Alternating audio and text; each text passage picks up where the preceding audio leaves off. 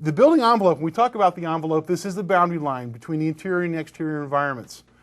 This is what typically we think about as the building skin, or the visible surfaces of the building. Again, the challenges that we face in terms of moisture and mold is that in our efforts to control and condition the space through use of heating and through insulation and through air barriers and vapor barriers and things like that, we can accidentally create conditions that will be preferable or favorable to mold growth. And so that's why we're talking about this today, because we want to avoid that from occurring when we create these water-type building envelopes. Now, I would suggest that on this list of things here, the two most important are actually the two smallest, the bullets at the bottom. The continuity of the envelope, barriers, and building secondary lines of defense.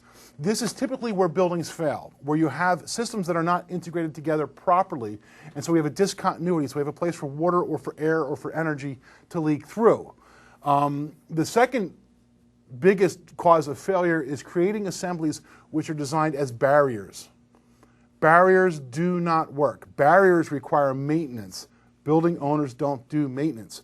So if you're starting out by constructing a barrier type system, you're inherently doomed to a lifetime of heavy duty maintenance, which will not be done. So secondary lines of defense must be created in these structures. We've never kept water out of buildings. We never will be able to keep water out of buildings. What we have to find a thing to do is to live with the water, to redirect the water and get it out of our buildings in time and prevent us from getting into situations where things like mold growth or product failure can occur. We are under a lot more scrutiny than ever with these assemblies and with these details in our building envelopes, partially due to programs such as the National Green Building Standard from the NAHB, which actually has 2 building envelope inspections in its process, 2 programs like LEED with LEED service providers or other commissioning agents who are overseeing the construction and looking at the buildings prior to their occupation. So they're catching a lot more of these issues, of these integration problems, and they're actually constructed in the field. This is also actually something where BIM, which we've talked about before, building information modeling, will help us to a large degree because it's helping us see conflicts and issues before they actually wind up at a construction state out in the field. In general, from this list of causes for defects and failures in buildings, I would suggest that those 2 in the middle are the most common. It's very rarely an actual product failure that leads to a moisture intrusion or leads to a building defect. It is more often than not defective work caused by a lack of design. If we look at a set of blueprints, what you'll see typically is half of the detail bubbles on a given elevation are empty. There is no number and no corresponding page to go to look up that detail. Those details are most often the integration of different systems. How do you integrate the window system with the water-resistant barrier? How do you make a seamless line of defense there? Well, it's left empty. The architect doesn't quite know how to do it because perhaps the window section, the window use, or the window design has not been selected yet from the curtain wall package, so he can't make the connection because he doesn't know the detail. So that set of prints hits the field. It's left up to the general contractor, the window contractor, and the wall framer, who typically is going to be the GC, to figure out how to make this connection. Now you're depending upon guys in the field to do your design work for you. So you as a design professional can do a lot to prevent defective work by creating actual clear construction documents that show all these connections. And unsupervised labor is going to be a fact of life because when the market gets really hot, you have a very large, relatively unskilled labor force that typically will have language issues as well, being left out in the field without proper management to do these completions for you.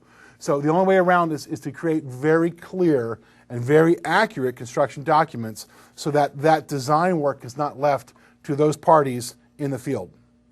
Again, these interfacing failures are where you typically break down.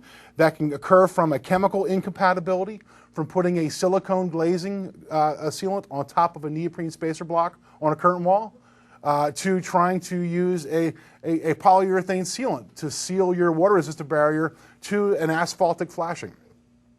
So you can have chemical incompatibilities. You can have practices that lead to interface failures. The class action lawsuits of EIFS in the 1990s are a classic example of this. That the roofer who showed up 3 weeks before the siding installer didn't know that the siding was going to be EIFS and didn't know that his last piece of step flashing was supposed to be a piece of diverter flashing because he never knew what siding was going up there. He did his roof as always and left. The siding guy shows up 3 weeks later. He doesn't know that the roofer was supposed to do something different down there because he's not a roofer. So he didn't catch it and he didn't do it.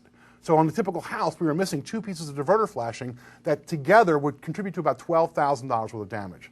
And it's simply an interfacing of trades at this point, a lack of communication. So that's another very common issue we have. The practices aren't aware of what's going on adjacent to them. And then, of course, you can have new product technologies that can have a negative effect on the overall performance of the building, or a negative effect on the integration with adjacent systems or chemistries even.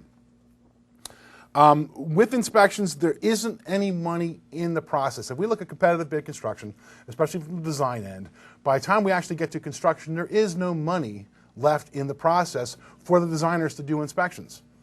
And the old adage is, it's not what you spec, it's what you inspect, and it's truer now than ever. So hopefully we can devise a way or come up with a way in the marketplace to leave money in the process for inspections. We have them from some programs. As I mentioned earlier, the NAHB's program, the National Green Building Standard, has 2 inspections built into the program. With commissioning agents, obviously we have inspections and oversight as well. But this is critical to find a way to get more of this available on the common job.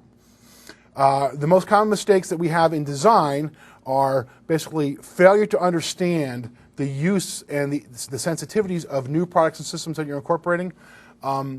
Value engineering to a lower performance. Value engineering is not actually a negative term. It's just a negative practice in most cases, because we are not finding low-performing parts of the building envelope and moving money around to make them high-performing.